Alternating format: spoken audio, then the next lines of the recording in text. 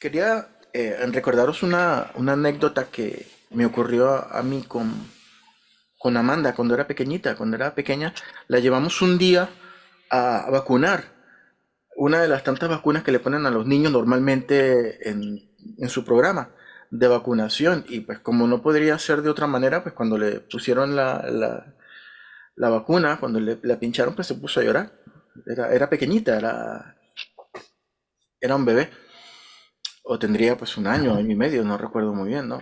Pero lo curioso de ese día y lo que me llamó tanto la atención fue que ella, pues claro, le pusieron la vacuna y se puso a llorar y así salió llorando de la enfermería, pues por la vacuna, ¿no? Y lloraba y lloraba.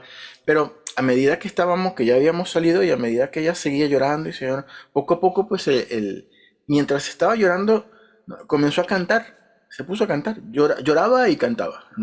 Lloraba y cantaba, hasta que el llanto pues se le fue pasando y ya quedó solamente el canto y se quedó cantando y estaba contenta cantando. Se le nota que se le había pasado pues ya el pinchazo, el dolor del pinchazo y ahora pues ya simplemente estaba cantando ahí que la estaba cargando Sandra, ¿no? Y a nosotros nos dio tanta risa, ¿no? Porque fue un paso gradual entre el llanto del dolor y la canción. Se puso a cantar mientras lloraba y ya después se le olvidó el llanto y siguió cantando, ¿no? Tarareando la canción. Estaba tarareándola porque a duras penas pues hablaba, ¿no? En ese momento, ¿no? Ujú. Y pues André y yo nos reíamos, pero mientras ocurría eso, eh, yo recuerdo y me acuerdo bien porque ese día eso me lo apunté, me vino a mi corazón en ese momento la palabra que le está en 2 capítulo 5 versículo 17.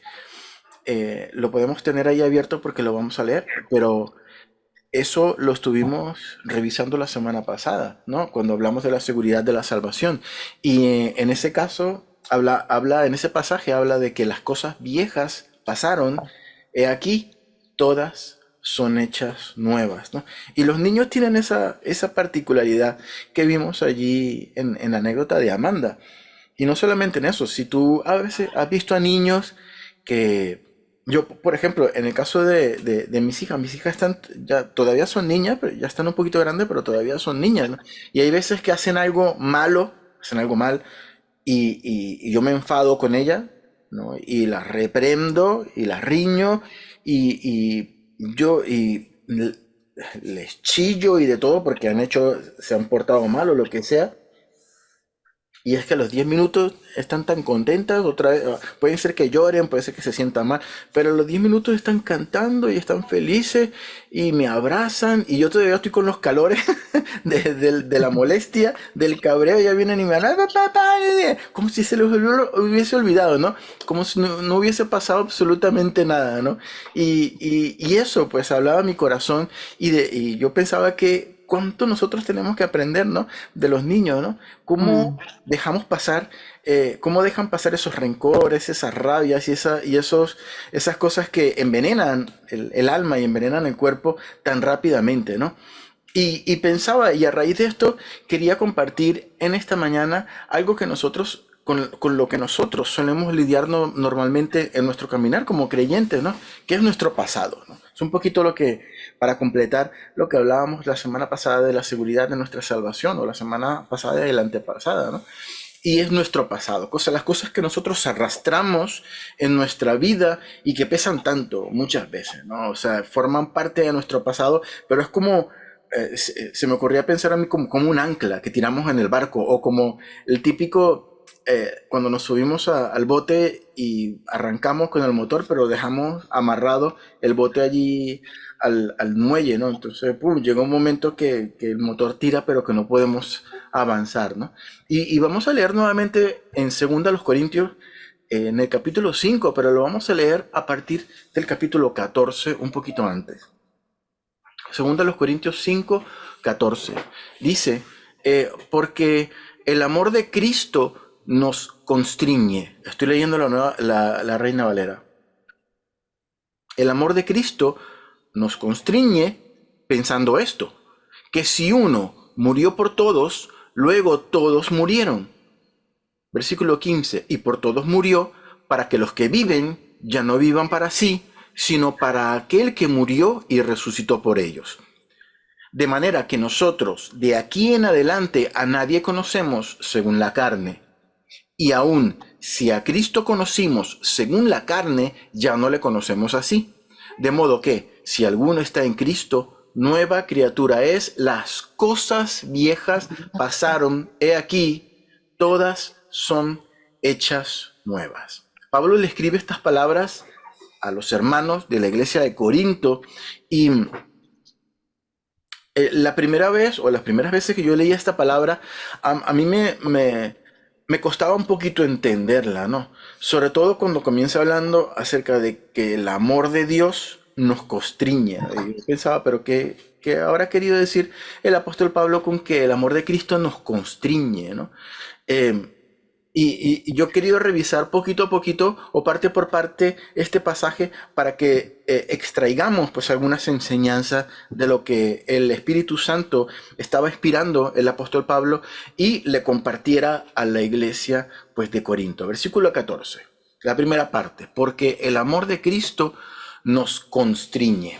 Vamos a ver, en el griego original, esa palabra que pone allí constriñe es sinekei, que significa apretar algo para juntarlo o compactarlo, ¿no? Entonces imagínate que tengas un, qué sé yo, un manojo de trigo o algo así y lo tengas aquí y lo aplastes de una manera de que lo compactes, ¿no? De que lo compactes lo más que pueda, como varias cosas para juntarlas y compactarlas, ¿no?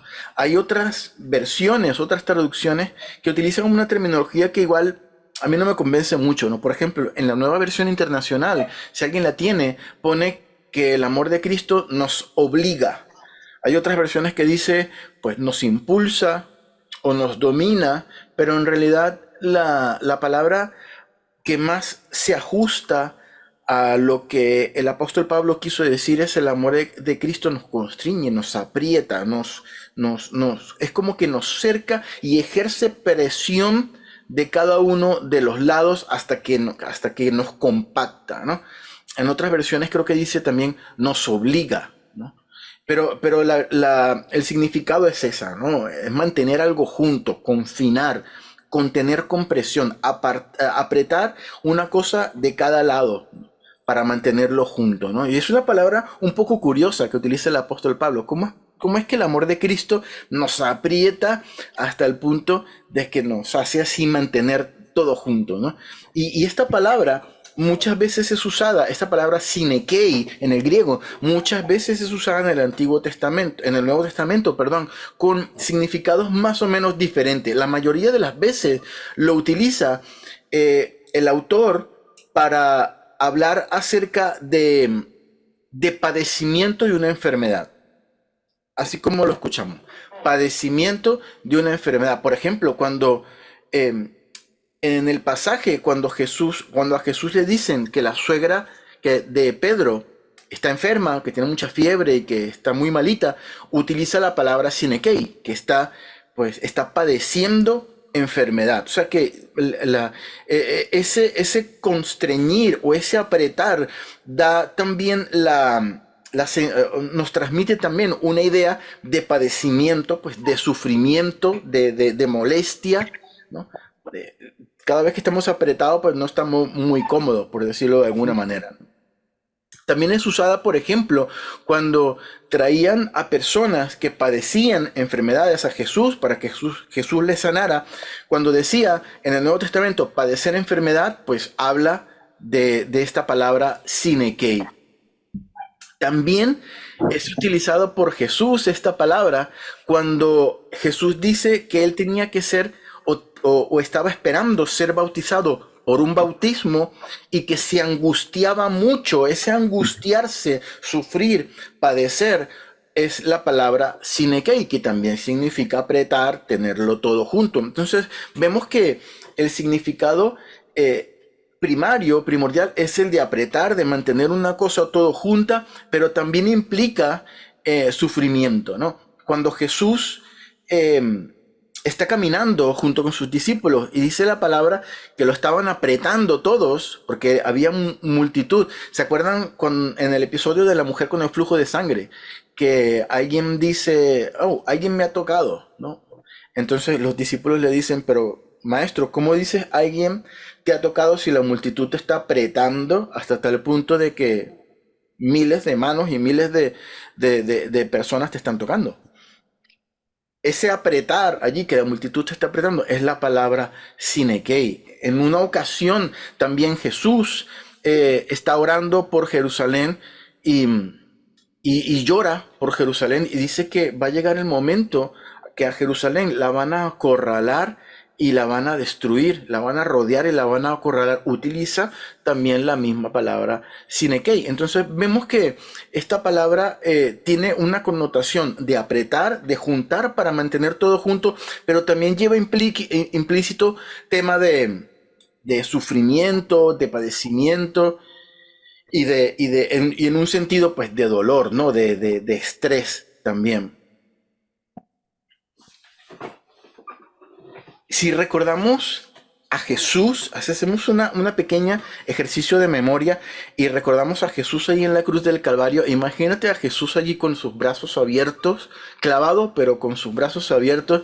A mí no se me ocurre una manera más maravillosa de simbolizar el abrazo de Jesús a toda la humanidad, que Jesús allí muriendo por toda la humanidad, pero con sus brazos abiertos, ¿no? Jesús, una vez libre de esos clavos, una vez libre con sus manos, sí podía pues abrazar a toda su creación, abrazar a una creación llena de pecados. Y es lo que nos dice la palabra, que el amor de Cristo hace con nosotros. Nos coge en sus brazos, nos aprieta para juntarnos, para que estemos todos juntos en su abrazo de amor. Pero es un abrazo que nos aprieta, que nos constriñe, que nos mantiene allí unidos. Y yo creo, hermanos, que es una manera, el apóstol Pablo lo dijo de esta manera, porque quería decir algo así como que ese amor de Cristo que nos abraza a todos, que nos aprieta con fuerza, en su abrazo hasta el punto de tenernos bien juntos y apretados. Es una manera de decir que todos en conjunto, perdón, hemos sido cercados, hemos sido rodeados por el abrazo del amor de Cristo para convertirnos en un solo paquete. Y dice el versículo 14 que sigue completando la idea, dice, pensando esto, es decir, teniendo en cuenta que el Señor Jesús con su amor nos ha tenido en un abrazo allí, bien apretado, teniendo en cuenta esto, que si uno murió por todos, luego todos murieron. Y como leemos, aquí la idea es de colectivo. Si uno murió por todos, luego todos murieron. Dice la palabra que si uno murió por todos, ¿quién es ese uno? Pues Jesús, el que murió por todos. Luego dice la palabra, ¿y quiénes somos todos? Pues todos los que hemos creído en Jesús, ¿no? Ese abrazo apretado de amor, recordemos que la palabra sinekei también implica, pues en un sentido, no solamente ese abrazo apretado, sino sufrimiento, ¿no? Padecimiento, estrés. En ese abrazo de amor, en ese abrazo apretado, que puede llegar incluso a ser duro de sobrellevar, pero allí estamos en las manos de Jesús. Se produce, queridos hermanos, según la palabra nos dice aquí en el versículo 14, la muerte de todos. Porque el que aprieta, el que está apretando, el que está demostrando su amor a través de apretarnos, murió por todos. Durante un episodio, hermanos, de los evangelios, dice la palabra, cuando está hablando Jesús con los fariseos, Jesús llora por Jerusalén y Jesús dice, eso lo encontramos en Lucas 13:34, Jesús dice, Jerusalén, Jerusalén, que matas a los profetas y apedreas a los que te son enviados. En esta ocasión a Jesús lo estaban buscando para matarlo, en este caso Herodes, me parece, creo recordar. ¿Cuántas veces, dice Jesús, cuántas veces quise juntar a tus hijos como la gallina a sus polluelos debajo de sus alas? y no quisiste. Le está hablando a Jerusalén, ¿no? Puede que todos los polluelos, imagínate los pollitos allí debajo de las alas de las gallinas, puede ser que ese no sea el sitio donde los polluelos estén más cómodos, ¿no? Porque no están a sus anchas, porque no están jugando, porque no están corriendo al aire libre, porque no están picoteando todo lo que quisieran, porque están confinados en un solo lugar. Pero en ese abrazo de la gallina es donde hay protección, donde hay calor, donde hay seguridad, donde hay pertenencia. Entonces, yo creo que es un poquito por donde iba el apóstol Pablo, diciendo que el Señor nos constriñe en ese abrazo protector, nos junta, nos hace uno y como un paquete, como un solo paquete, dice, recordemos esto, que uno murió por todos, entonces todos murieron. Luego todos murieron. ¿Y cómo puede ser que todos estemos muertos? O sea, nos han apretado tan fuerte que nos han matado. En realidad no, la explicación es muy sencilla y esto lo podemos encontrar en el capítulo 6, versículos 6 al 10 de Romanos. Hay otros pasajes como en la primera carta del apóstol Pedro en el capítulo 2, pero en Romanos está bastante explícito y bastante bien explicado. Romanos 6 del 6 al 10 dice, sabiendo esto, que nuestro viejo hombre fue crucificado juntamente con él, para que el cuerpo del pecado sea destruido, a fin de que ya no sirvamos más al pecado. Versículo 7, porque el que ha muerto, nosotros, los que hemos muerto, hemos sido justificados del pecado. Versículo 8, y si morimos con Cristo, que es lo que nos está diciendo allí, según a los Corintios, creemos que también viviremos con él, sabiendo que Cristo, habiendo resucitado de los muertos, ya no muere. La muerte no se enseñorea más de él, porque en cuanto murió, al pecado murió una vez por todas, mas en cuanto vive, para Dios vive, ¿no? Leemos que allí esa muerte no se refiere a la muerte física ni la muerte espiritual de los que no creen en Cristo, se refiere a la muerte al pecado. No, es una manera de decir, se cancela el pecado y lo ilustra por medio de la figura de la muerte, entendiendo la muerte como una figura, como algo que es destructivo y algo que es destructivo de una manera definitiva, ¿no? Hay gente que dice que nada tiene solución, todo tiene solución menos la muerte, ¿no? Porque el que se muere pues ya se murió. Entonces la muerte pues nos transmite esa idea de destrucción, y no solamente de destrucción, sino de destrucción definitiva. Y eso es a lo que se está refiriendo el apóstol Pablo cuando dice muerte al pecado, ¿no? Esa persona que era yo antes fue crucificada juntamente con Cristo y muerto juntamente con Jesús. Nuestra vieja naturaleza, nuestro viejo ser, nuestra vieja forma de ser y de conducirnos, ¿no? Fue crucificado juntamente con él, ¿no? Eso es lo que creemos nosotros por la fe, ¿no? Para poder vivir para Dios hemos tenido que morir primeramente al pecado. El vicio no nos puede controlar, querido hermano.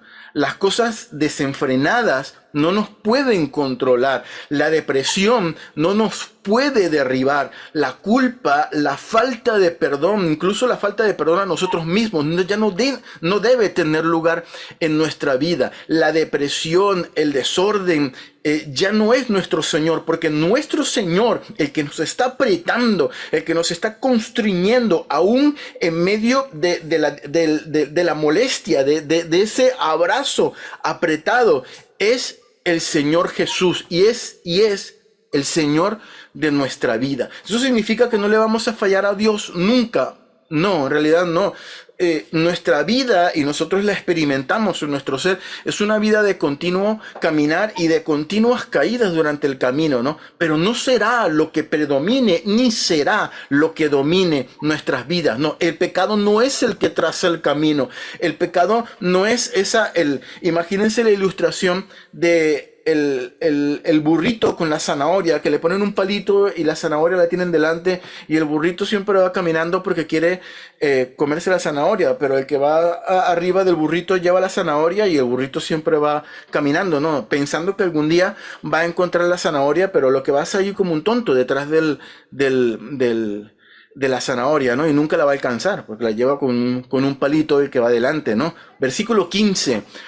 Y por todos murió, para que los que viven ya no vivan para sí, sino para aquel que murió y resucitó por ellos. El versículo 15 yo creo que es sencillo de entender. Dice, Él murió por todos para que los que viven, ¿quiénes son los que viven? Nosotros que hemos resucitado con Cristo, los que hemos muerto al pecado y ahora vivimos para Cristo, nosotros, para que nosotros ya no vivamos para nosotros mismos. Y esto es clave, hermanos, y esto es muy importante. ¿Cómo es eso de vivir para nosotros mismos? Pues vivir para nuestro propio provecho, para nuestros propios deseos, para nuestra propia satisfacción, impulsados por la motivación de la zanahoria que nosotros pongamos allí delante. Yo me pongo delante de mí, pues la motivación que a mí más me interesa y allí yo voy caminando. Esa no es la manera en que un cristiano debe conducirse. Y ese es el gran problema del mundo y de la sociedad hoy en día, que la sociedad hoy en día se construye sus propios valores y los valores son incluso construidos individualmente. Pues a mí me gusta esto, pues yo voy caminando, esta es mi zanahoria, yo pongo la zanahorita y yo voy caminando pues delante de ella, porque eso es lo que a mí me gusta, porque eso es lo que a mí me satisface. Y nadie tiene que venir a decirme que a mí no me gusta eso, porque si es lo que a mí me gusta, yo voy caminando en pos de eso. ¿Y qué es lo más importante? Lo más importante es sacar mi propio provecho, es sentirme bien conmigo mismo. Eso es el valor principal de la sociedad en este mundo. Pero lo que nos dice la palabra es que, y por todos murió, para que los que viven, nosotros, los que hemos creído en Cristo, que hemos muerto y que hemos vuelto a la vida, ya no vivan para sí, ya no vivamos para nosotros, ya no vivamos para sacar nuestro propio provecho de todas las cosas, para vivir para nuestros propios deseos, para nuestra propia satisfacción. Es lo que nos dice la palabra. Sino que tenemos que vivir por aquel que murió y resucitó por cada uno de nosotros, ¿no? Viviendo según su palabra, viviendo según su propósito, viviendo en su voluntad. Y eso significa probablemente renunciar a un montón de zanahorias súper apetitosas y súper bonitas que van delante de nosotros allí, ¿no?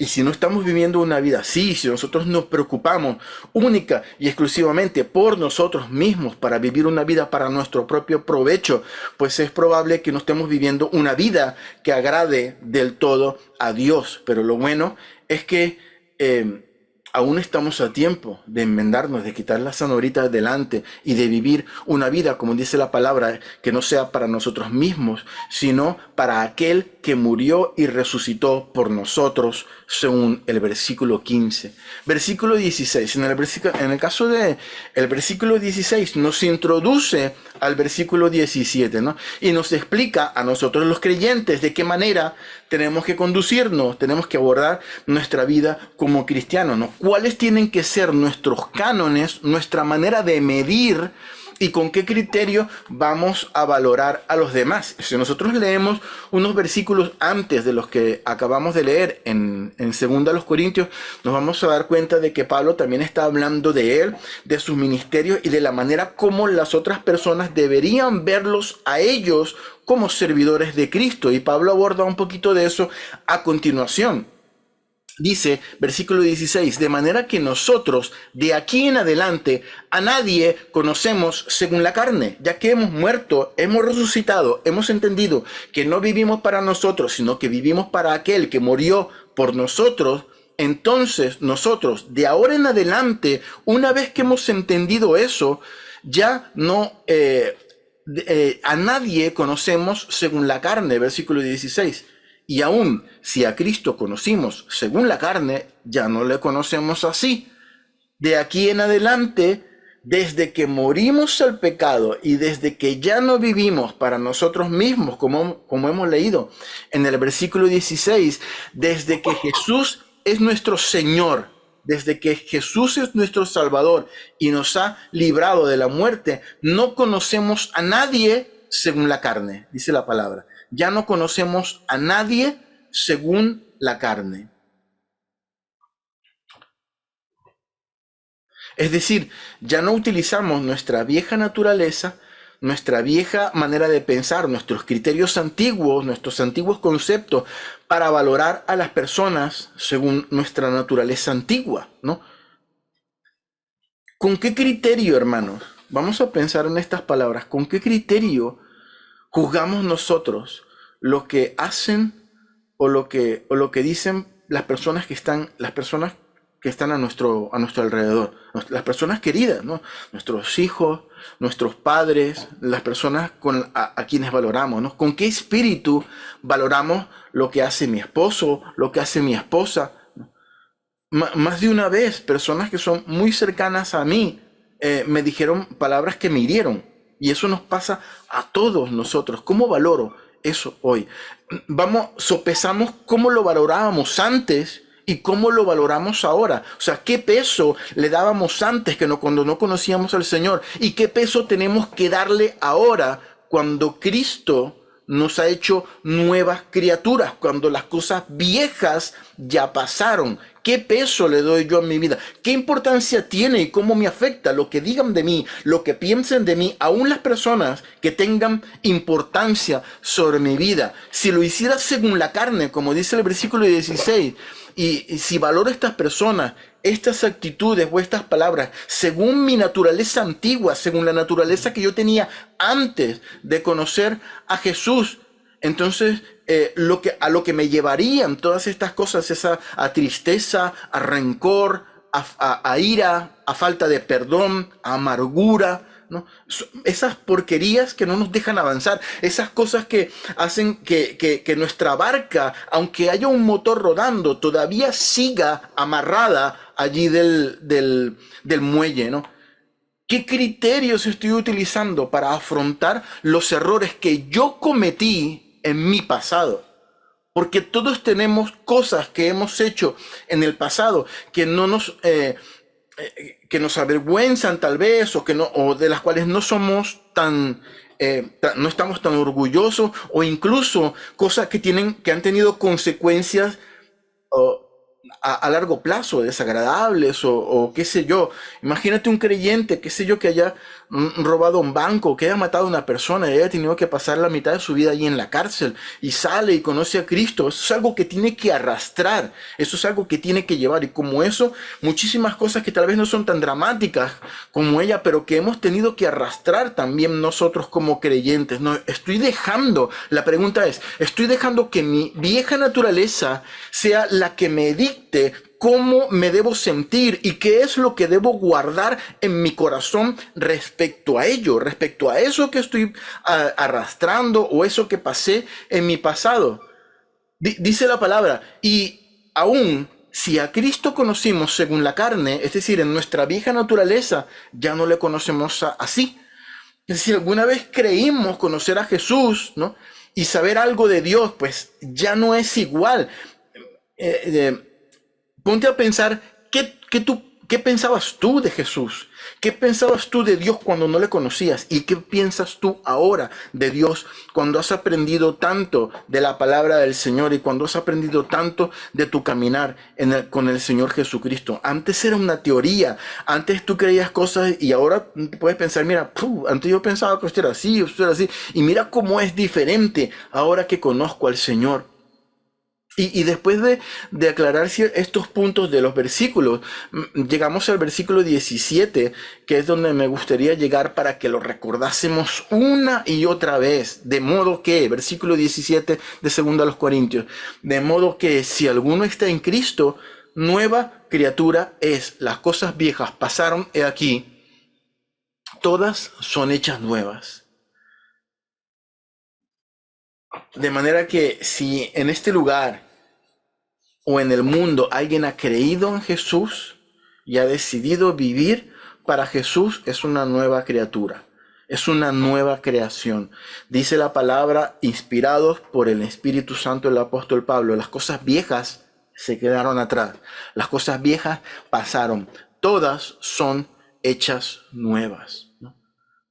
Dios es un Dios que no apaña las cosas, que no las arregla por encimita, que no les pone un parchecito para que no se vean. Él las hace nuevas. Ese es el Dios que nosotros tenemos. Ese es el Dios en quien nosotros hemos creído.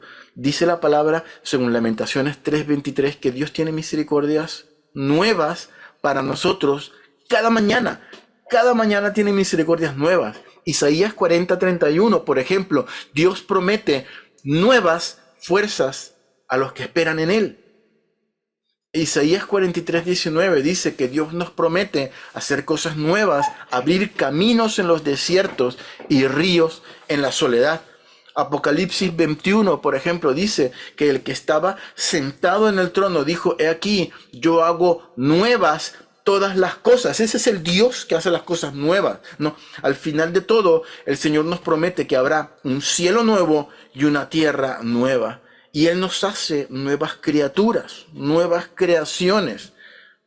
Si tú crees, hermanos, que estás viviendo una vida cristiana y que eres un hombre y una mujer de Dios, a quien Dios ha restaurado su vida y ha restaurado su corazón, y estás viviendo una vida que tiene que vivir con su pasado, con ciertas cosas que hemos vivido en el pasado, ¿no? Que hemos tenido problemas para perdonarnos a nosotros mismos, problemas para olvidar las heridas, problemas que hemos depositado ante Dios, pero que todavía sentimos que nos siguen pesando. Es que no hemos entendido bien esta parte de la palabra, que Dios hace nuevas todas las cosas, que Dios no hace apaño, Dios no hace remiendos, Él hace nuevas todas las cosas, ¿no? Tú y yo somos nuevos, Dios nos ha hecho nuevos. Olemos a nuevo, a nuevito, a cuando quitamos el celofán, el papel de plástico. Te ves nuevo, ¿no? Y te debes sentir como una persona nueva, ¿no? Las cosas viejas pasaron, ¿no? Quedaron en el pasado. Ahora, todo lo del pasado se debe valorar, no según nuestra antigua naturaleza, según la naturaleza que tenemos nueva. ¿Y qué dice la naturaleza que tenemos nueva? Que esas cosas quedaron enterradas en el pasado, en el olvido, atrás, como leíamos en el versículo 16, ¿no? Todos nuestros pecados han sido perdonados, ¿no? Dice Hebreos 8:12, este versículo es muy precioso, dice el Señor: porque seré propicio a sus injusticias y nunca más me acordaré de sus pecados y de sus iniquidades, ¿no? Nuestra vieja naturaleza quedó atrás en el pasado. Puede que como en el caso de la introducción que hablé, ¿no? De la inyección de Amanda, en su momento haya dolido, porque es normal, porque hay cosas que pasamos que duele, ¿no? Pero como le pasó también a Amanda, que ya no le dolía, o que el dolor no era tan relevante como la divertida, pues, canción que estaba tarareando, pues, así tenemos nosotros que dejar pasar y de entender las cosas viejas pasado. Puede que muchas cosas de nuestro pasado hayan dolido, porque sí, porque es así, ¿no? Pero nada de lo pasado es tan relevante, hermanos, como para eclipsar o para disminuir o para minimizar lo que Cristo ha hecho por ti y ha hecho por mí, y lo que Cristo quiere hacer, seguir haciendo en nuestras vidas, ¿no? Puede que en el pasado también hayamos hecho muchas cosas reprobables, porque es así, nuestras vidas son así. Eso no lo vamos a poder cambiar porque forma parte de nuestro pasado, pero tenemos que entender que es nuestro pasado y no podemos basar nuestra vida actual en el pasado, ¿no? Filipenses 3, capítulo 3, versículo 13, y con esto quiero concluir, hermanos. Yo mismo, dice la palabra, versículo 13, hermanos, yo mismo, Pablo escribiéndole a la iglesia de Filipo, de los filipenses, yo mismo no pretendo haberlo alcanzado ya.